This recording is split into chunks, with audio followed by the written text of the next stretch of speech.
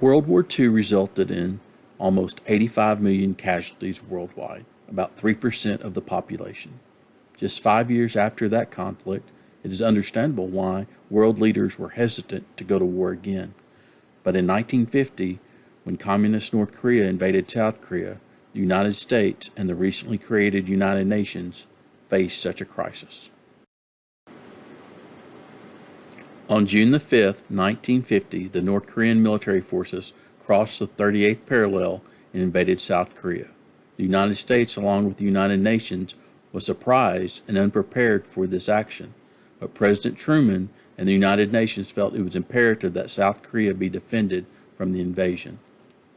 21 countries of the United Nations contributed to the UN force, with the United States providing around 90% of the military personnel.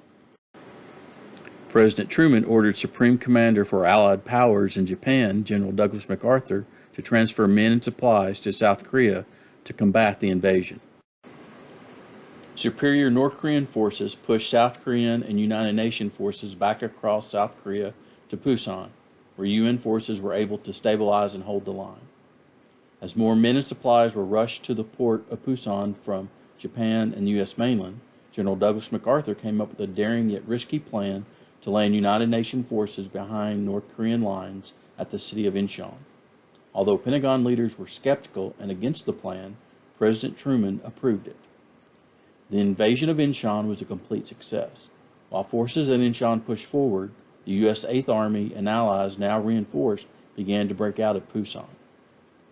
The North Korean army, now pressed by two armies, retreated. The UN forces were successful in driving North Korea forces from South Korea. The decision was then made for the Allies to invade North Korea. The invasion of North Korea causes China to intervene on the side of North Korea, which is also being supplied by the Soviet Union.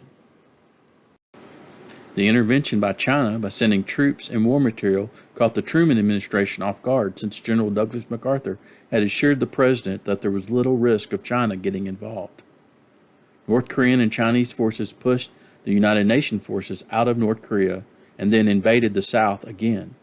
Through a series of bloody battles, United Nations forces eventually pushed North Korea and Chinese forces back across the 38th parallel, eventually leading to a stalemate across the battle lines. The Truman administration wanted to limit the conflict to Korea.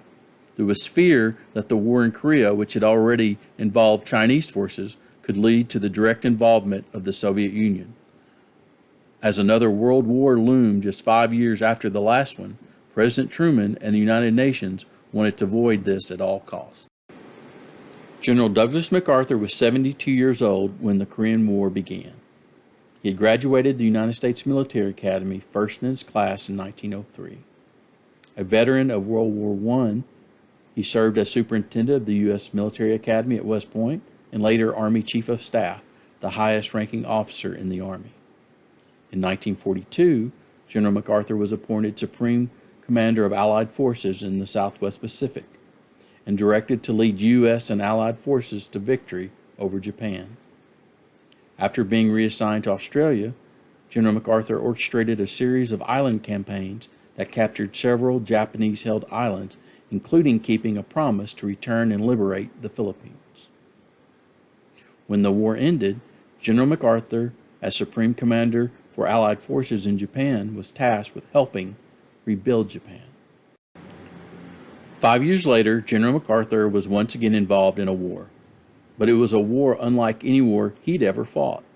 World War I and II had clear objectives, complete victory. Now he found himself with an administration that wanted him to fight a limited war, a war that would be limited in scale as not to escalate into another world war.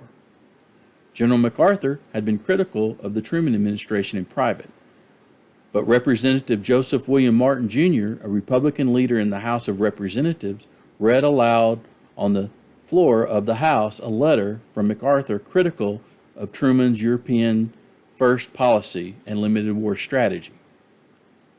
After consulting and on advice from his advisors, President Truman relieved General MacArthur of command.